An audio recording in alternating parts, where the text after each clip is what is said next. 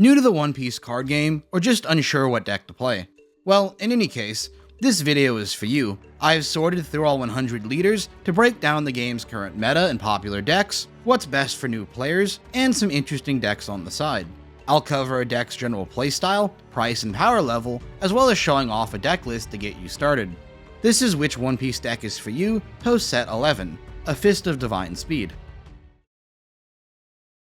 One Piece uses the color system to define broad playstyles and gimmicks. Red is often aggressive and fast, green plays for board control and spam, blue is removal and value, purple messes with Dawn itself, black messes with cost, graveyard, and removal, and yellow messes with life. Following this up, there are a few categories most decks fall into: aggro, control, tempo, or combo, with some decks being a combination. Luckily, decks from all playstyles and colors are competitively viable, infinitely more so casually, but we can simplify this large card pool into a few highlighted decks. To start off, Blue-Purple Luffy, Green-Purple Luffy, and Belo Betty form a triangle of the best decks at the moment, with each deck beating the other. On top of this is a wide array of rogue decks with varying performances against these three. Let's get into what's likely the best deck in the game: Blue-Purple Luffy. This Luffy has the effect of letting you add a Straw Hat card from the top 5 cards of your life to hand at the start of each of your late game turns. Then stack the remaining cards on top of your deck. This is a ridiculously powerful effect, which immediately starts to outvalue your opponent.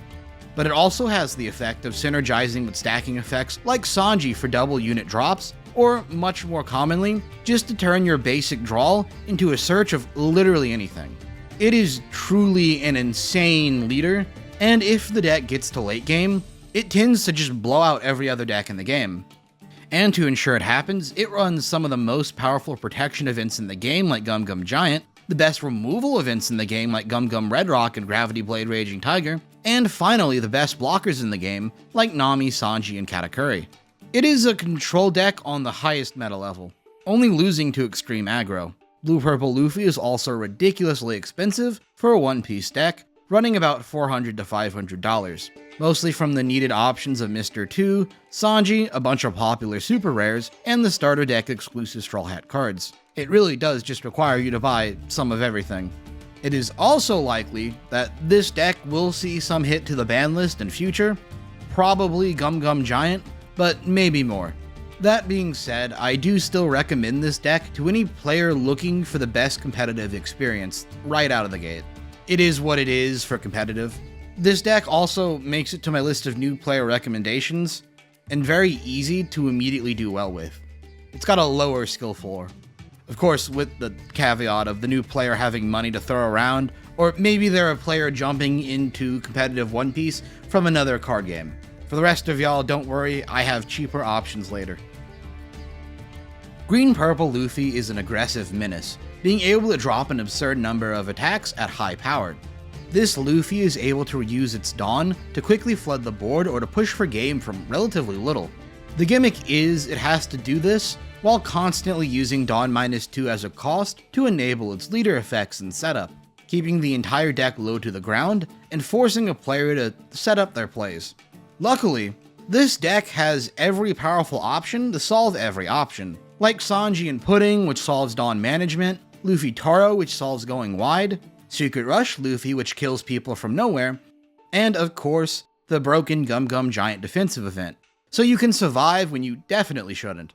These combined with 12 to 15 searchers and 8 draw cards ensure you can see plays consistently. So a good player will always see success as you decide how quickly to set up and when to force pressure. Similar to our other Luffy options, this deck is very expensive, needing all the same Straw Hat staples and also the Secret Rare Rush Luffy, which will land this deck around $300 to $400 depending on the build. It is one of my favorite decks in the game, allowing for immense skill expression and enough dynamic back and forth with most decks, so I do recommend it to competitive players. But be aware, it has the same ban list risk as Blue-Purple Luffy, probably Gum Gum Giant. The answer to the meta of going late game and spamming top end is of course to rush them down. While this format has several solid options for doing this, the most popular deck is Belo Betty, and it's easy to see why. Bello Betty lets you discard a Revolution army to buff your 3 characters, pushing them to an average of 7 to 8k power on a standard body, or even 5k on a searcher. Supporting this are rush options, more board spam, and the all-powerful Karasu, with the ability to decrease an opponent's leader's power, ending the game on turn 3 to 4 before most decks can hit 10 Dawn. Plus, if they do manage to push back, you've got a lot of powerful trigger units threatening a comeback. Still, Bello Betty is a fragile deck. You run out of hand size quickly, and anything that can remove and stabilize will do very well against you. But it is a strong matchup into Blue-Purple Luffy and Blackbeard, 2 of the best decks in the format, and Bello Betty is purchasable for less than $40, making it an easy pickup for most players generally, and especially to new players who want the cheapest in.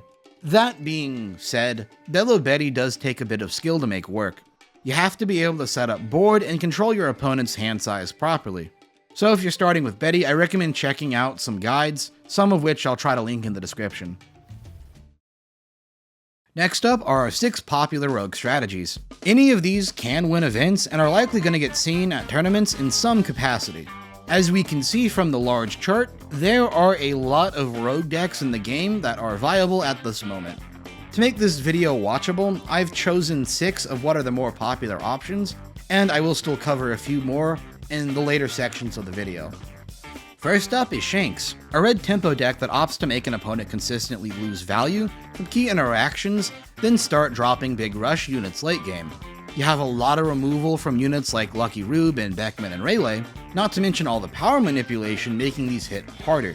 A lot of decks will just struggle against this already, but you follow it up with aggro from units like Starter Deck 21 Rush Luffy, Dragon, and Shanks. A double whammy that is really just bullying most weaker decks in the game. Like, your 1 card a turn is often just going to be better than their 2 to 3. Your leader effect puts 1 extra counter into your hand each turn, making it to where an opponent really has to commit to make pushes for pressure. It's a lot of safety, making it a fun place to start playing the game for a new player. It's a low skill floor, so there's not going to be much difficulty in figuring out lines. However, this recommendation is tempered by price, needing cards from all sorts of places, with 3 different starter decks, Secret Rare Rayleigh, and some popular super rares. It's probably going to end up costing you somewhere around $250, maybe more, depending on the build.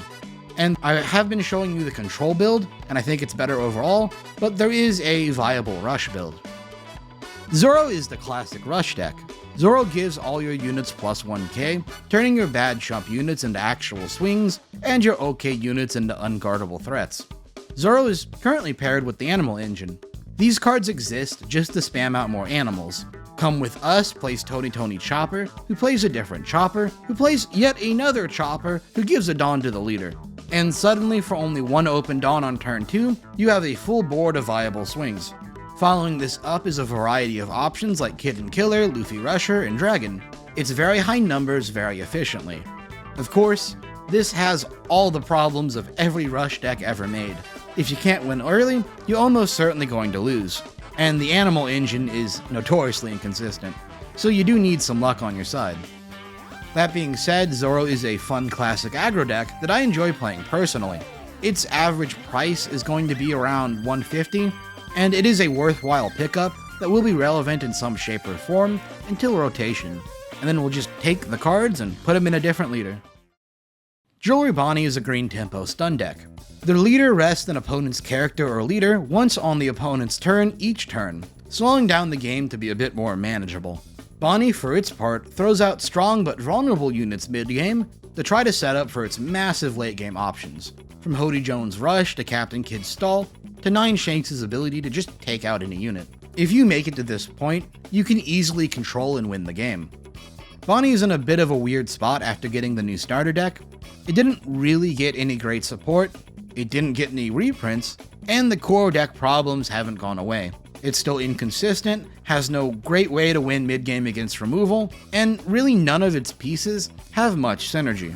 Like, they're really good generic cards, but not much more so together. And because of those reasons, I find it very hard to recommend this deck generally.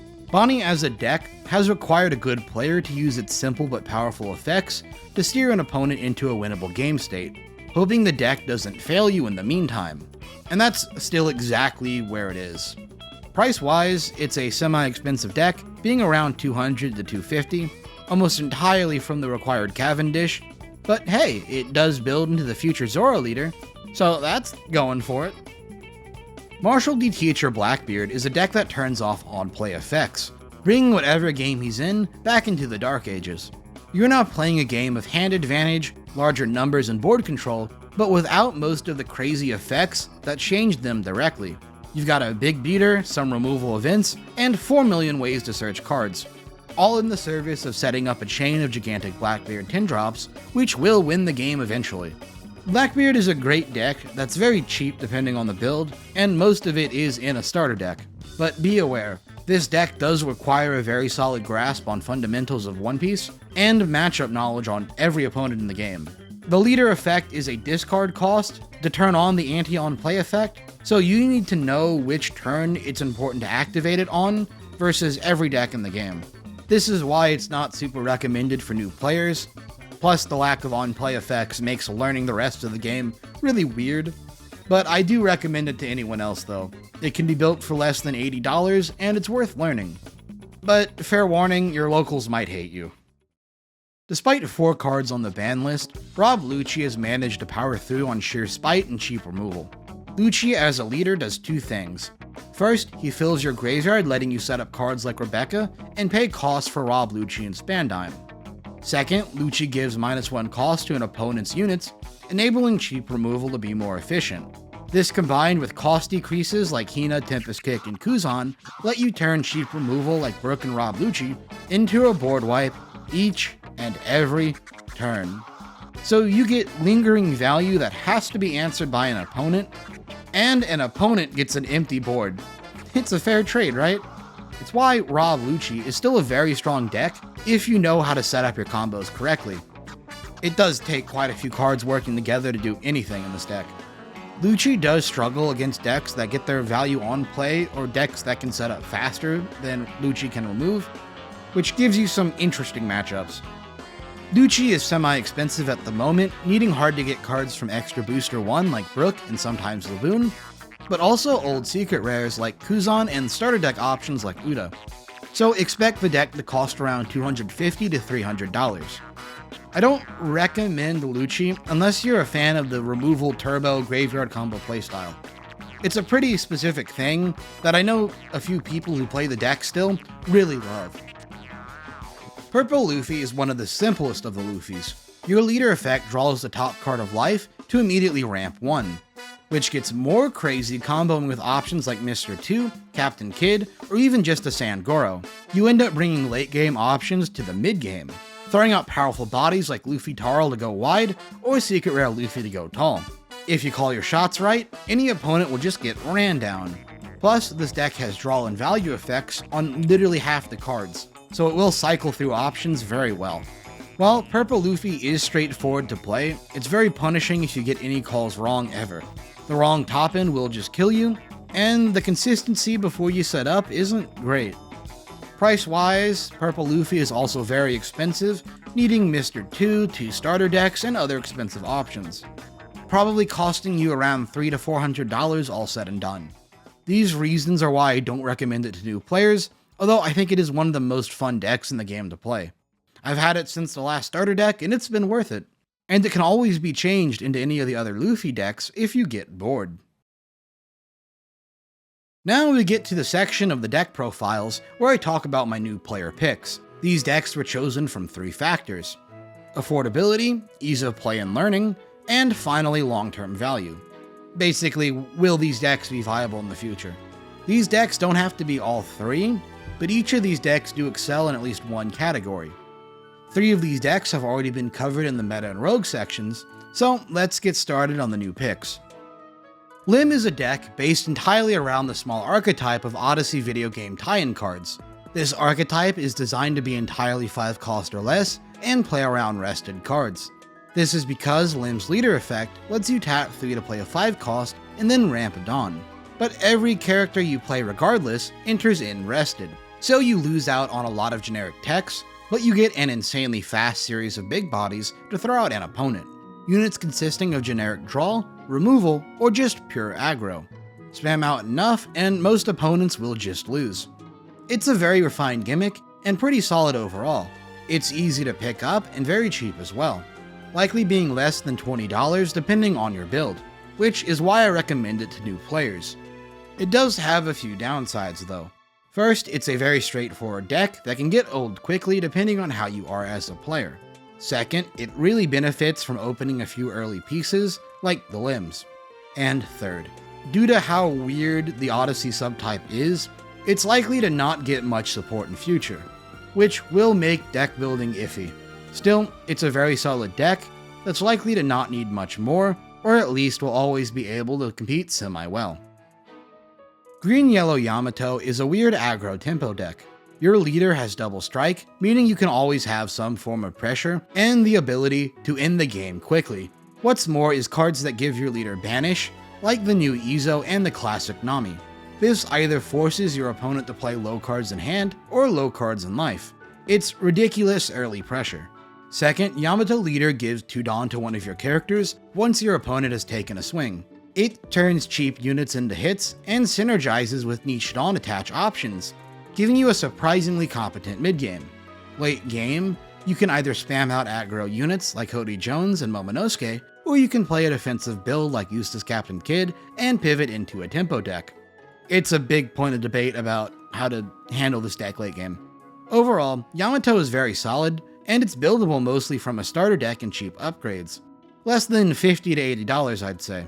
It's always likely to be a solid rogue deck, even if the build changes dramatically for each meta. The downsides are that some matchups can easily guard, block, or even just take a leader swing early, and then build a winning curve from there. No banish, and 90% of decks can do it.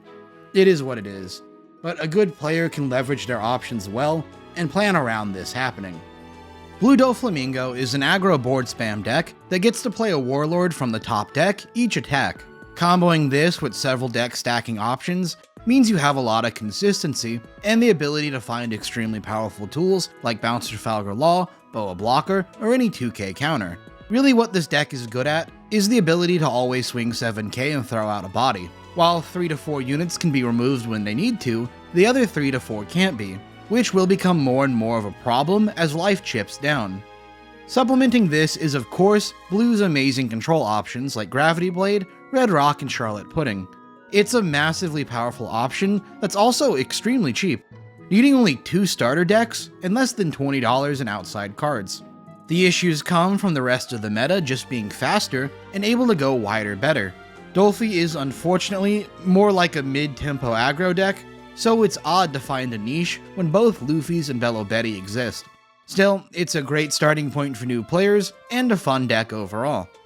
Buggy is an odd leader. For 5 Dawn and a discard, he lets you play any cross-guild character from your hand. This means once you hit mid-game, it's now late game, and you get to throw out a series of massive 7k bodies that also play other units, quickly building out a board and shutting down opponents. There's 2 pieces I want to highlight. First is the 7-drop Floodgate Buggy, which prevents all 3 and 4 cost units from attacking. This shuts down aggro decks entirely. And secondly, is this deck's win condition of 10-drop Buggy, a 12k body that removes any one unit. However, unless you already control a full board of high-cost units, this Buggy will also bottom deck itself. So that's the game. Try to flood out a board as quickly as possible without having a proper early game. It's very unique and surprisingly strong. However, this deck comes with 2 big weaknesses. First, it's very fragile. If an opponent can break or stop you from setting up, it's just over.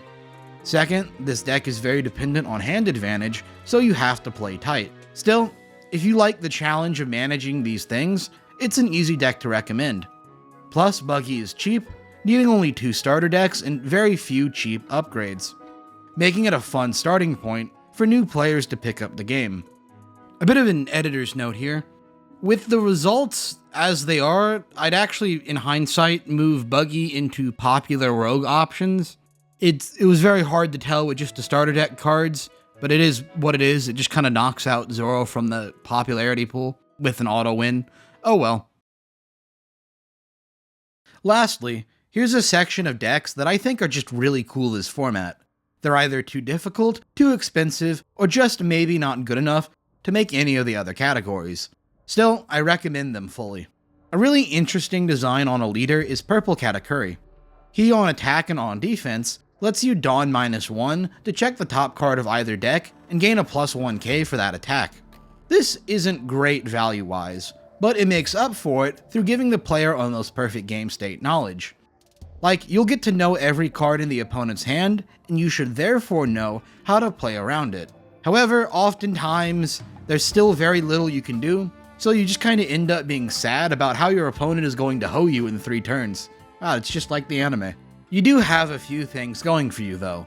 Solid removal and actually really good ramp do a lot. You've got the Katakuri 2-drop that cheats out a bigger Katakuri blocker, and having 10-drop Big Mom with Rush is very fun. This is a deck that gets a bit better once it has access to a promo card in the next event pack, which lets you cheat out a free unit on KO. But right now, it's in a very odd spot, really just needing better mid-game options. At least, it's a semi-cheap and fun deck for under $100. Just make sure you have solid memory before picking this up. Oops, All Triggers Arlong is one of my favorite decks in the game.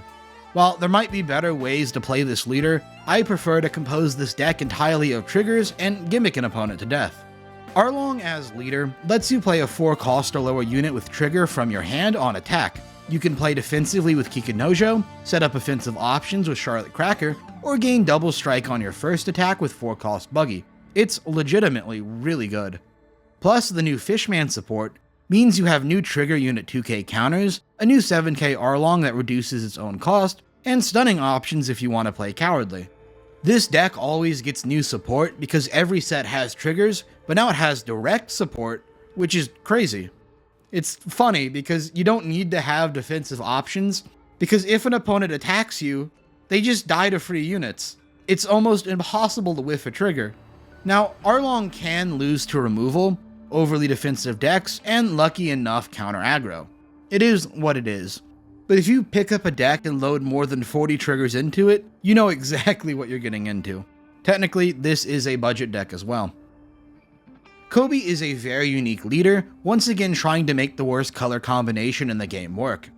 Red only interacts with power manipulation, and black only interacts with cost manipulation, so it's very clunky to put these together. Kobe attempts to solve this by switching black's effect-based character removal into character rush removal, so every sword character can immediately attack an opponent's characters, sometimes even active ones, and Kobe himself offers a bit of protection to round this out. The deck has a series of top-end units that are legitimately strong. Helmeppo cheats out an 8-cost or lower sword character from trash, Kobe gives an active character rush and buffs your leader, and you still have every red top-end at your disposal. Of course, you can tell by how I frame this that Kobe doesn't have a great and early mid-game, mostly just having searchers and some cheesy cheap units.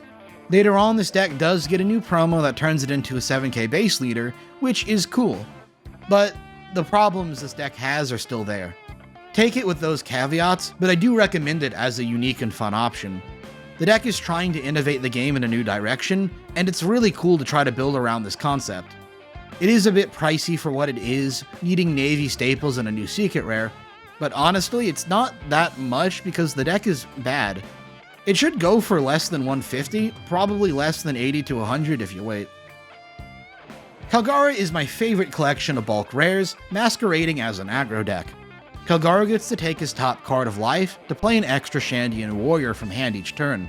This means you have some of the best 5 to 6 Dawn turns in the game, being able to drop out combos like Kalgara Nolan for a heal, Wiper Ohm for board swarming, and Katakuri Wiper for a blocker and search. It's actually pretty nutty. Plus, this deck works around the Upper Yard Sky Island engine, meaning you have access to really funny techs like Bram, who removes an opponent's stage, 0-cost event for survivability, and 10-drop Rashanel for a bonkers boss monster. The deck is a bit iffy for any turns that aren't 5 to 6 or 10-drop, so it's a bit rough. But you do have a solid matchup into both Luffy's, so I recommend giving this deck a try. It's very cheap as well. It's getting some really good support in the future, and it's cheap now and still probably going to be cheap then. Check out my deck guide to learn more about how to play this deck. Green-Yellow Law is probably a meta deck. It's just hard enough to gatekeep away most players. You see, the deck works by if you have a total of 5 or more cost of units, Bounce a unit from field to hand to play a supernova from top of your life. So you can, for 1 Dawn a turn, effectively get upwards of 10 or more Dawn in value. It's actually just that crazy, and infinitely more flexible for whatever you need to do. However, to balance this effect, you have to manage taking cards from life and going low, hitting 5 cards on field early game, stacking life and getting a good bounce target, optimizing value lost from doing combos, actually piloting said combos correctly, maintaining board advantage through removal and aggro, and of course, still picking the correct option to throw at an opponent, and actually planning all this into later turns. It gets to be a bit much, but Law is an immensely powerful option that lets a good and creative player run the game on their terms. It's quite crazy and infinitely skill expressive. Cavendish, Bounce Law, Restanding Law, and Bonnie Freeze. Cavendish, Bounce Law, Restanding Law, Bonnie Freeze, and the rest of the Supernova package is crazy. I can recommend this deck to you if you're willing to put in the work. Also, it's expensive, needing so much nonsense, like probably around $400 or so. Good luck. Carrot is an interesting deck and currently what I play the most. The leader effect lets you rest an opponent's 5 cost, which turns off a lot of blockers and sets you up to play board control with attacks or with Carrot character. Comboing with the Mink engine is Zoe, a 30 cost stage that gives you an extra Dawn each turn and restands a Mink at the end of your turn. It's legitimately one of the most broken stages in the entire game, and it can be played and searched by using a 1-drop. The stage ramps you ahead, letting you do more than the opponent and outmaneuver any deck. Late game is where this deck thrives. After limiting an opponent's options all game, you then chain drop 10 cost Doflamingos and the new Law and Beppo. This new Beppo immediately rests and freezes any unit and sets your leader's base power to 7k, which immediately rests and freezes any unit and sets your leader's base power to 7k.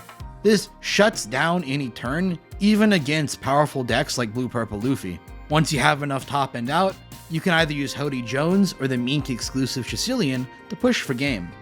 Carrot is interesting because it plays around 6k base leaders since you have extra Dawn with Zoe and gigantic swings late game. Plus, against decks that care about Dawn, you can deny it with Pedro, Bonnie, and Hody. Early aggro decks get frozen and removed, and thanks to Law and Beppo, we now have proper counterplay for tempo decks. Carrot truly has no bad matchups. Well, if you can see the pieces, that is. It's not a small number of bricks, and you can whiff stage. So you need to use a whole bag of tricks like Bounce Law and Bartolomeo Blocker to force the game to work for you. It's quite a bit to get used to, and you can start to pick up the tricks with my in-depth deck guides probably as well in another video. I do fully recommend Carrot to anyone. I think the deck is underexplored, and a lot of people don't really try to optimize it, so it ends up underloved. It's legit very good, and very cheap, going for under $100, and likely under $50 if you cut out the starter decks and just buy singles. Great deck. Last up is Black-Purple Luffy, a Luffy with the gimmick of getting ridiculous effects for the cost of Dawn minusing 2. It's got crazy ramp, infinite aggro, and now the ability to go to base 7k leader thanks to the starter deck. It's very aggressive and has a unique niche in the game, despite the other Luffys. But it, of course, still has all the same purple Straw Hat support. It's definitely a more janky leader overall, but it gives a really unique freeform feel to what you want the deck to do. The core 20-ish cards enable a lot of shenanigans, and I'm sure experimentation will reward some really good deck lists as we move on. It is, like every Luffy deck, very expensive, so unless you can cough up the $300 or so, you're not welcome to Luffy stream. Second editor's note here, Black-Purple Luffy is very popular and probably also moves into the popular rogue pool. Probably would replace Shanks, but I don't know. Shanks is an interesting deck because it is popular casually, even if it is not the best right now. Gets so much new support though. So that's it for today's video. It's a super diverse meta below an unfortunately inaccessible Luffy surface. It's likely not changing dramatically going into the next set, just with a few different flavors of aggro and tempo entering Rogue. So unless there's a ban list, it's going to be like this for a while, but honestly, we're getting a ban list, probably. Oh well. It's still a fun game, but I play Carrot, and I won. We won a starter deck that wasn't even ours. Please subscribe if you want more videos like this. Thanks for watching, and I'll see you next time.